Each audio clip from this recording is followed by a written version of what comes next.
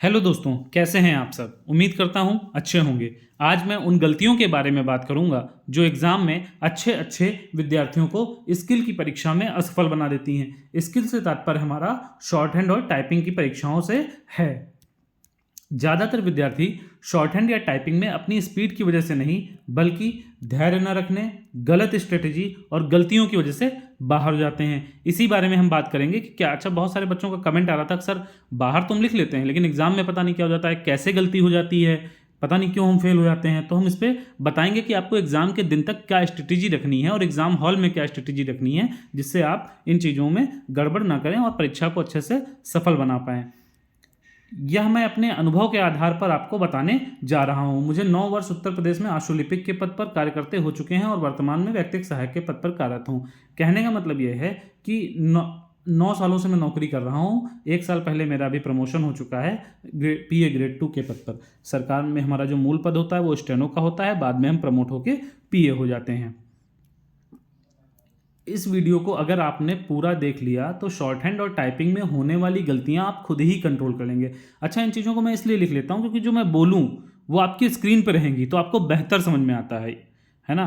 क्योंकि जितना अच्छा आप सामने देखेंगे, जो मैं बोल रहा हूँ वो सुनेंगे, तो आपको बेहतर समझ में आएगा। इसलिए मैंने इस तरह से इस पीडीएफ को बना लिया है कि जो मैं कहूँ, जो बेसिक बातें हैं वो मैंने लिख ली हैं, जिससे आप उन चीज़ों को समझ पाएँ बेहतर।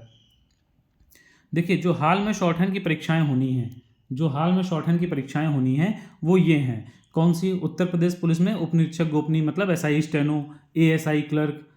333 जो यूपी ट्रिपल एससी से परीक्षाएं होनी हैं, 333 है, 1224 है और टाइपिंग की परीक्षाएं आपकी लगी हैं। एसएससी की लगी हुई है परीक्षा आपकी, कौशल परीक्षा एसएससी की लगी हुई है। इसके अलावा आपके केवीएस की भी परीक्षा लगी है। केवीएस की रिटर्न है, रिटर्न के बाद शॉर्ट हैंड और टाइपिंग होगी। इसी तरह एम्स का रिटर्न है और उसके बाद शॉर्ट हैंड और टाइपिंग होगी। तो मैंने सारी परीक्षाओं को लिख लिया है कि सभी परीक्षाओं में एक ही स्ट्रेटजी फॉलो करनी है, क्योंकि शॉर्ट हैंड और टाइपिंग लगभग लगभग एक ही स्ट्रेटजी पे चलती हैं। चलिए शुरू करते हैं। पहले तो आपने जिस भी प्रणाली में शॉर्ट हैंड सीखी है उसके शब्द चिन्हों का नियमित रूप से अभ्यास करें। कहने का मतलब, आपने चाहे मानक सीखी हो, चाहे ऋषि सीखी हो, चाहे निष्काम सीखी हो, सब में शब्द चिन्ह, या इंग्लिश में आपने पिटमैन सीखी हो, सभी की बात कर रहा हूँ। सबको अपने ग्रामोलॉग्स मतलब शब्द चिन्ह का प्रैक्टिस करना चाहिए। जैसे जब आपका एग्जाम आ जाता है, एक बार अगर आप चाहे जितने एक्सपर्ट हों अपने शब्द चिन्हों की प्रैक्टिस दोबारा कर डालेंगे तो वो आपके मन में अच्छे से बस जाएंगे। क्योंकि जब हम शॉर्ट हैंड लिखते हैं तो मेन रोल जो होता है वो शब्द चिन्हों का होता है। जितने बेहतर आपके शब्द चिन्ह प्रैक्टिस होंगे उतनी बेहतर आप शॉर्ट हैंड लिखेंगे। इसलिए शब्द चिन्हों का प्रैक्टिस एग्जाम से पहले जरूर जरूर कर डालें। जितनी बार आपका एग्जाम पड़े उतनी बार आप प्रैक्टिस कर डालें। आगे क्या करना है, आप सभी को अवगत करना चाहता हूं, केवल रामधारी या किसी भी एक पत्रिका को ना पकड़ें। मासिक पत्रिका या रामधारी के साथ साथ एक राष्ट्रीय अखबार का संपादकीय भी रोज लिखें, पढ़ें एवं अभ्यास करें। क्या कहने का मतलब है कि बहुत सारे लोग सिर्फ एक पत्रिका लिखते रहते हैं, चाहे वो रामधारी हो, चाहे उनका कोचिंग में कोई पत्रिका चलती हो, बस वही लिख के एग्जाम में चले जाते हैं। प्रॉब्लम क्या आती है, जब एग्जाम में आपकी आदत महोदय हमारे देश में या छोटे छोटे शब्दों को लेकर बनी होती है और जैसे ही कोई कठिन वर्ड से शुरुआत होती है, जैसे अंतर्राष्ट्रीय मुद्रा कोष, मान लीजिए मैटर ही शुरू हो गया, अंतर्राष्ट्रीय मुद्रा कोष में भारत का स्थान, तो आप अंतर्राष्ट्रीय पहले शब्द में आप घबरा जाते हो, आपको समझ में नहीं आता कि सर क्या करें। तो आपको ये नहीं करना है। आपको कोई ना कोई पत्रिका के साथ साथ, चाहे आप रामधारी कर रहे हो, चाहे कोई मासिक पत्रिका आप लिख रहे हो, के साथ साथ एक राष्ट्रीय अखबार का संपादकीय रोज पढ़ना है, रीड करना है और उसका अभ्यास करना है। ये कैसे करना है अभी मैं आगे बताता हूँ। मैंने आगे संपादकीय पढ़ने का तरीका, लिखने का तरीका और कैसे उसमें क्या करना है सब बताया है। आगे बढ़ते हैं।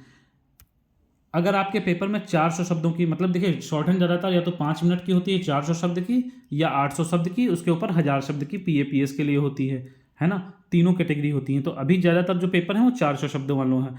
अगर आपके पेपर में 400 शब्दों की डिक्टेशन बोली जाएगी तो 500, अब जैसे 400 की डिक्टेशन बोली जाती है, आधे घंटे में 30 मिनट में बोली जाती है, 5 मिनट में डिक्टेशन बोली जाती है, 500 में तो आपकी 80 की स्पीड होती है। तो आप 400 शब्दों की प्रैक्टिस नहीं करेंगे 5 मिनट में, आपको 400 शब्दों की जगह 500 शब्दों की प्रैक्टिस करनी चाहिए।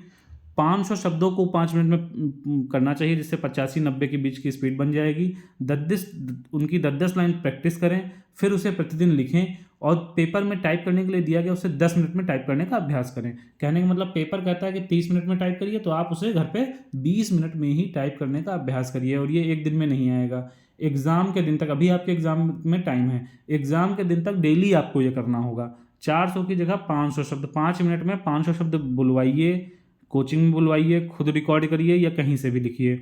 उसके अलावा उसे 30 मिनट की जगह 20 मिनट में टाइप करने का अभ्यास करिए और एग्ज़ाम के दिन तक।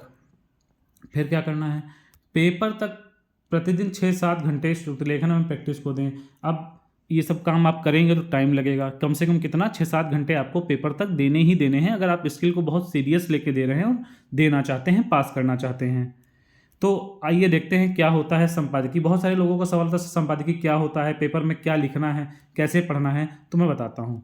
देखिए, ये है संपादकीय, ये हमने ले लिया संपादकीय। कोई भी पेपर आप लेंगे, जैसे मैं जनसत्ता से लिखता हूँ, एक अच्छे अखबार का चयन करेंगे, जितने अच्छा आप अखबार लेंगे उसमें बढ़िया हिंदी रहती है, उसको समझ में आपको आएगा। इंग्लिश वाले द हिंदू से भी वगैरह से भी लिख सकते हैं, टाइम्स ऑफ इंडिया वगैरह भी उनके लिए आता है।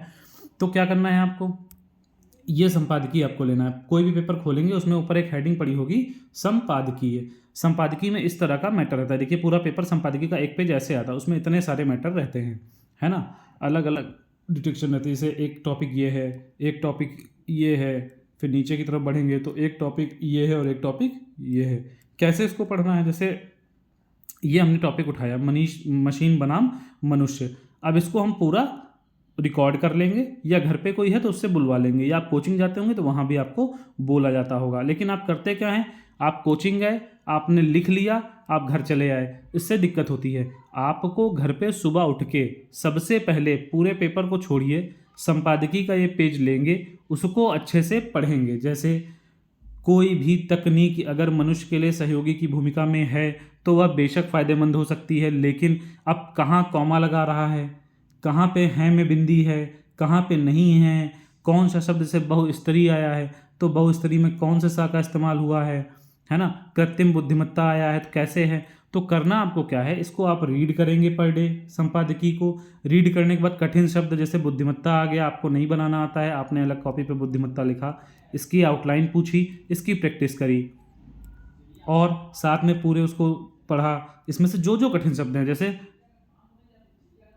कनेक्टिक आ गया, फ्रांसिस्को आ गया, चैट जीपीटी आ गया, माइक्रोसॉफ्ट आ गया, जो वर्ड आप डेली नहीं लिखते, ऐसे आपको पूरे दिन पूरे पेपर में 15-20 शब्द ही मिलेंगे जो आपको नए मिलेंगे, जिनकी आप प्रैक्टिस नहीं कर पाते हैं या जिनकी वो नहीं आउटलाइन नहीं बनाई होती आपने कभी। उनको अलग से लिखिए, उनकी प्रैक्टिस कर लीजिए, इसको रिकॉर्ड करिए, फिर रिकॉर्ड करने के बाद इसको टाइप करिए, फिर टाइप को इस पेपर से ही मिलाइए कि इन्होंने कैसे लिखा है, हमने कैसे लिखा है।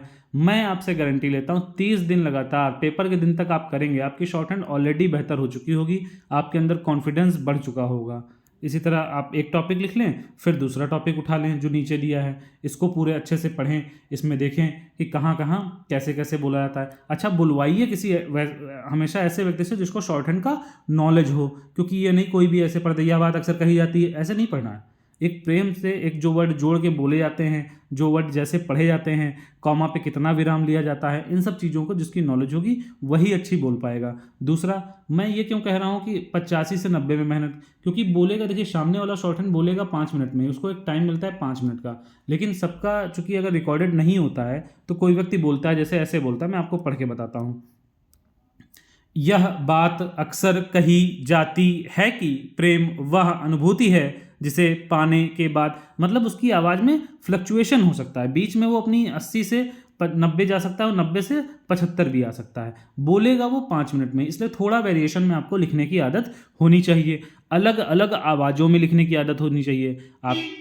आप मेरे टेलीग्राम चैनल पे आप बहुत सारी डिक्टेशंस में पढ़ देता हूँ, आप उसमें डिस्क्रिप्शन बॉक्स में आपको लिंक मिल जाएगा, वहाँ से आप उसे फॉलो कर सकते हैं, जुड़ सकते हैं।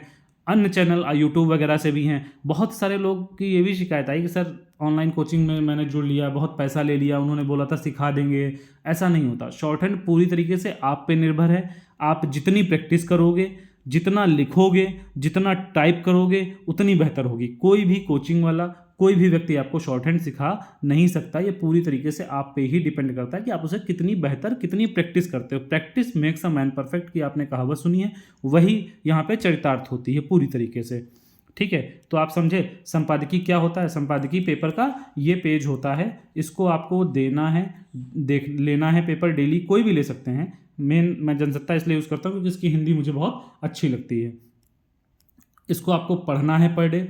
जब इसको पढ़ेंगे तो आपको बहुत अच्छे अच्छे शब्द मिलेंगे। कठिन शब्दों को अलग लिखना है, उनकी प्रैक्टिस करनी है। इसे डेली टाइप भी करना है। जो टाइपिंग वाले स्टूडेंट हैं वो भी एक टॉपिक उठाएं, उन्हें डेली टाइप करें। आप सॉफ्टवेयर भी टाइप कर सकते हैं, ऐसे भी टाइप कर सकते हैं। आगे बढ़ते हैं। अब महत्वपूर्ण टिप्स आप लोग को बता दूं। नकारात्मक लोगों से सलाह न लें, जो आपको यह बताएं कि बड़ा मुश्किल है, नहीं हो पाएगा, इतना आसान नहीं है। ऐसे लोगों से बिल्कुल दूर रहें। मैं आपको एकदम क्लियर बता दूं, शॉर्ट हैंड अगर आप करते हैं, आप एक अच्छे मेहनत करते हैं, अभी आप नए हैं, आपके एग्ज़ाम में 4-5-6 महीने बाकी हैं, तो बिल्कुल आप शॉर्ट हैंड क्वालिफाई कर सकते हैं। अगर आपके एग्ज़ाम में 5-6 से महीने बाकी हैं और आप लर्नर नहीं हैं, आप लर्नर हैं तो मैं उनकी बात नहीं कर रहा हूँ, आप लर्नर नहीं हैं और आपके एग्ज़ाम में 5-6 से महीने बाकी हैं, आप लर्निंग कर चुके हैं, आगे स्पीड में हैं, आपसे गलतियाँ होती हैं, आपकी स्पीड नहीं है, वो अलग बात है, उनके लिए मैं कह रहा हूँ। नकारात्मक लोगों से बिल्कुल दूर रहना है, उनसे सलाह नहीं लेनी है। कुछ भैया लोग हो जाते हैं स्टेनो, अरे नहीं हो पाएगा, बड़ी कठिन है, तुम नहीं कर पाओगे, ये वो कुछ नहीं। ऐसे लोगों से बिल्कुल दूर रहें। अपनी प्रैक्टिस कंटिन्यू करें, जो तरीका बताया उसको फॉलो करें। 100% आपका शॉर्ट हैंड अच्छी भी होगी और सिलेक्शन भी होगा। पेपर के दिन तक नियमित अभ्यास करें और अपना नज़रिया सकारात्मक बनाएं, क्योंकि आप अपने मन को जैसा बनाते हैं वैसा ही वह रिस्पॉन्स करता है। क्या समझे आप मेरी बात को। पेपर के दिन तक आपको नियमित अभ्यास करना है। डेली मतलब डेली। नज़रिया सकारात्मक का मतलब क्या, देखिए बहुत इंपॉर्टेंट पॉइंट है नज़रिया सकारात्मक। अगर आपके अंदर कॉन्फिडेंस नहीं होगा, आपने एक दिन लिखा, भैया नहीं हो रहा, हम तो नहीं लिख पाते, बगल वाला तो 6 महीने उसको वो तो पूरा लिख लेता है, उसकी एक भी गलती, ऐसा आपको नहीं करना। आपको बगल वाले को नहीं देखना, आपको खुद को देखना है। ठीक है, कोई भी मकान जब आप बनाते हैं तो एक दिन में नहीं खड़ा हो जाता। एक दिन नींव भरते हैं, फिर दीवार बनती है, फिर दीवार बनती है, फिर छत बनती है ना। उसी प्रकार शॉर्ट हैंड है, नियमित करेंगे तो धीरे धीरे हो जाएगा। अगर नियमित आप मकान बनाएंगे, रोज एक ईंटा लगाएंगे तो 100 दिन में 100 ईंटें लगा लेंगे। उसी प्रकार शॉर्ट हैंड है, डेली करेंगे तो बिल्कुल बेहतर हो जाएगा। इसलिए मन को पॉजिटिव रखें और अपने पर विश्वास रखें। एक कहानी क्या है, इतिहास बताता है कि बड़े बड़े विजेताओं को भी जीत से पहले हताश कर देने वाली बाधाओं का सामना करना पड़ा। उन्हें जीत इसलिए मिली कि वे अपनी असफलताओं से मायूस नहीं हुए। ये भी बहुत बहुत इंपॉर्टेंट है। देखिए, सबकी पारिवारिक स्थिति, सबकी आर्थिक स्थिति, सबकी मानसिक स्थिति, सबकी शारीरिक स्थिति सभी भिन्न भिन्न होती हैं। इसलिए आप किसी व्यक्ति को फॉलो ना करें। हो सकता है आप जिस व्यक्ति को फॉलो करते हैं उसकी आर्थिक स्थिति मजबूत हो सकता हो आप ऐसे व्यक्ति को फॉलो कर रहे हो जिसकी आर्थिक स्थिति अच्छी ना हो लेकिन मानसिक स्थिति बहुत मजबूत हो। तो सबको अपनी सिचुएशंस के हिसाब से तैयारी करनी चाहिए। लेकिन बाधाएं सबके जीवन में आती हैं। मान लीजिए किसी के पास बहुत पैसा है, उसके पास पैसे की तो कमी नहीं है, लेकिन बेचारा वो शरीर से बहुत पीड़ित रहता है, फिर भी वो सफल हुआ है। या किसी के पास पैसा नहीं है, वो शरीर से बहुत मजबूत है, बहुत गरीब है, लेकिन उसने मेहनत की, वो भी सफल हुआ है। इसलिए सबके जीवन में परेशानियां आती हैं, भिन्न भिन्न परेशानियां आती हैं। सबको इग्नोर करके एक मंत्र है सफलता का, लगातार प्रयास, वो आपको करना होगा और आप निश्चित सफल होंगे। परीक्षा हॉल में जब आप बैठते हैं तो किसी से भी चर्चा ना करें कि तुम्हारी कितनी स्पीड है, तुम कितने दिन से कर रहे हो, कहाँ सीखते हो, और बहुत सारे सवाल हम लोग एग्ज़ाम हॉल के अंदर या बाहर करते हैं। उससे होता क्या है कि जब आप पहला एग्ज़ाम दे रहे होते हैं या आपको थोड़ा कम एक्सपीरियंस होता है, आपको थोड़ी घबराहट वाला नेचर है आपका, तो आप क्या होता है, आप नर्वस हो जाते हो और जो काम आपको सही करना होता है गड़बड़।